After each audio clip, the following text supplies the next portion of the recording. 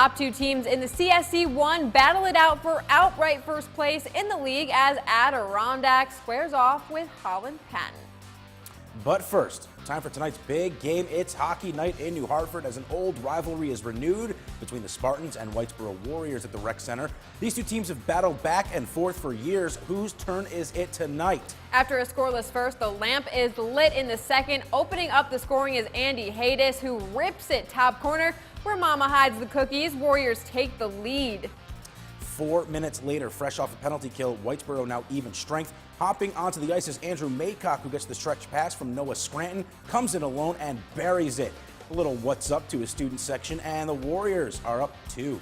A minute after the Borough scored its third goal, they pot another. Scranton up the wing, the beautiful backdoor feed for Troy Chamberlain, and he wastes no time putting it home. Warriors end the second frame up 4. The momentum carried into the third. It's 6-0 Warriors now. How's this for a showstopper? Haydes, a little of this, a little of that. The senior, gorgeous individual effort for his second of the night. That capped off a big one for Whitesboro, who invades enemy territory and takes over with a 7-0 win. Hello, everyone, and welcome to Sports Express. Impressive showing by the Warriors. Definitely. Now, from the ice to the basketball court, we had a full slate of girls' games around the Mohawk Valley. And we're going to start with the CSC1 showdown between Adirondack and Holland Patton. Both teams entered the contest 3-0 in league play. Opening frame, the Wildcats cap off an 8-0 run as Camille Roberts drains the three-point shot from the wing. Boom. The Golden Knights would come storming back. McKenna Reinald knocks it down from beyond the arc. Holland Patton within 1. Second quarter, Adirondack up by 8. Cassidy Koteri inbounds the ball, then heads to the corner where she'll get the rock back, and nothing but net.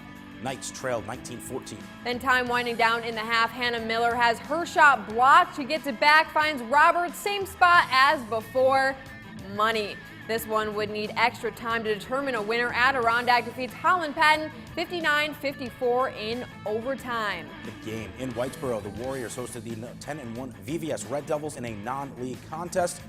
Early in the first, great ball movement by the Warriors. Kylie Snow gets it down low to Kelsey Wands. She slides by her defenders and finishes with the reverse layup. Borough up 4-0. Right back down the other way, Alexa Kaiser, a lefty, using that to her advantage. The outlet pass ahead of the defense. Kaiser puts it on the floor, kisses it off the glass. Red Devils on the board. But the big blue wrecking crew showed up ready to play. Hannah Scott weaves through traffic all the way to the rim. They led by as many as 20 in the first half. The Warriors dominated the Red Devils on both ends. 45-24 is your final. Over in Sequoia, Indian senior Allison Moreau was 25 points away from the 2,000th career point mark, and she only needed 3 quarters to do it. Unreal. Congrats to Allison on another incredible milestone. Yeah, unbelievable. So celebration, check. Now down to business. Fourth quarter, Frankfort Schuyler trailing by 2. There's Charlotte Rodeo with the steal, throws it up and banks it home to knot things up at 42. A few minutes later, Maria Luther's shot is tipped right into the hands of Eva Arquette. She gets the tough shot to go.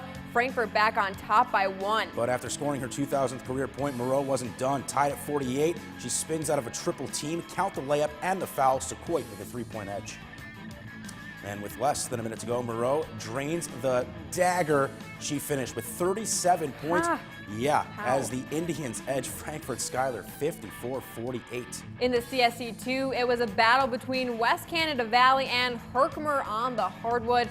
First quarter, Alana Ferry driving baseline despite the contact. Gets the friendly bounce plus the whistle. The 3-point play puts the Magicians within 3. Now Ferry gets trapped. She throws it away to Jordan Conti. She takes it coast to coast, posts up her defender, and banks in the layup. Indians on top, 9-8. But a few minutes later, Ferry would return the favor as she picks Conti's pocket, takes it the length of the court for the easy 2. Conti adding to West Canada's lead in the second frame, stops, squares up, and nails it from behind the line. A big win for West Canada Valley as the Indians defeat Herkimer 47-36. Good stuff. That sends us into the locker room after the first period, but don't go anywhere. Coming up next, we introduce you to our Athlete of the Week of 2019. But first, let's check out other scores from around the area in our Sports Express Scoremaster.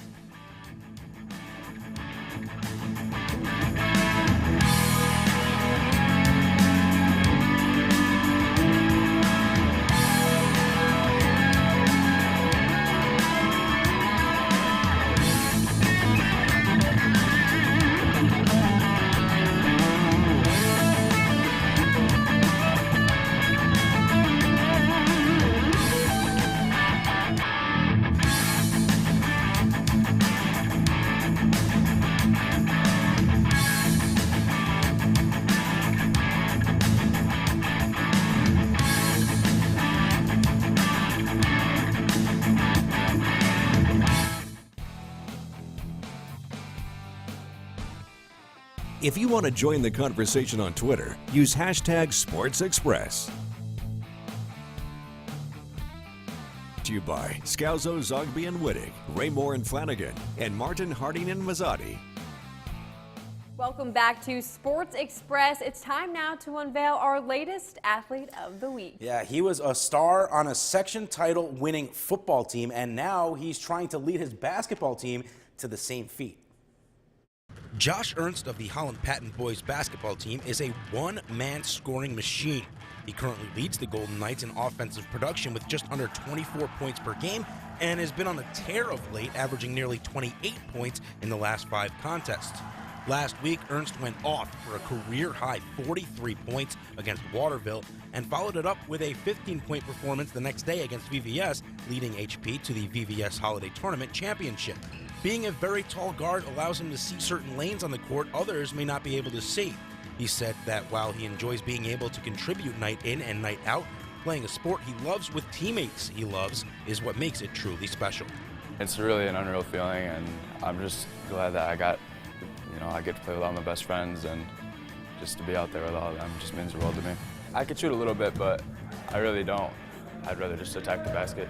I usually catch on the wing, and then I just go right to the basket and try to finish, because I'm 6'4", and then I can jump higher than most people. And for how tall I am and how long I am, I'm pretty quick, so that allows me to attack the basket. He was voted captain by his teammates. His teammates really look up to him.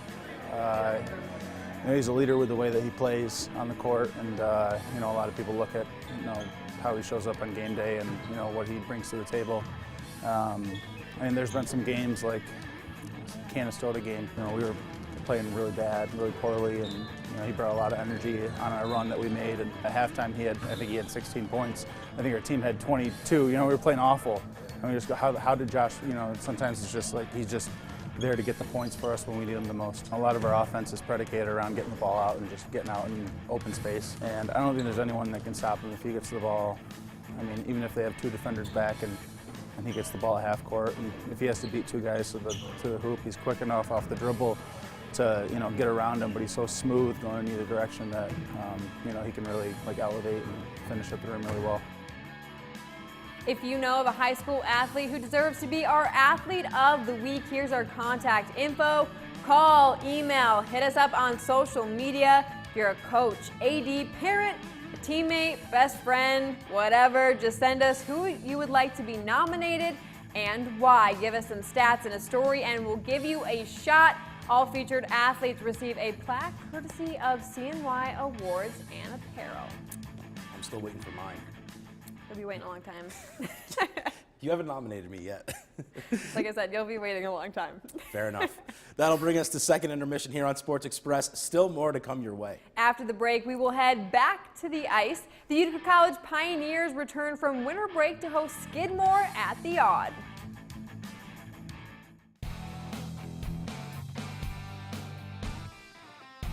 Brought to you by Scalzo, Zogby and Wittig, Raymore and Flanagan, and Martin Harding and Mazzotti. Welcome back aboard the Express. Back on the ice, and the winter break has ended for Utica College men's hockey team as they return to the ice tonight to face Skidmore.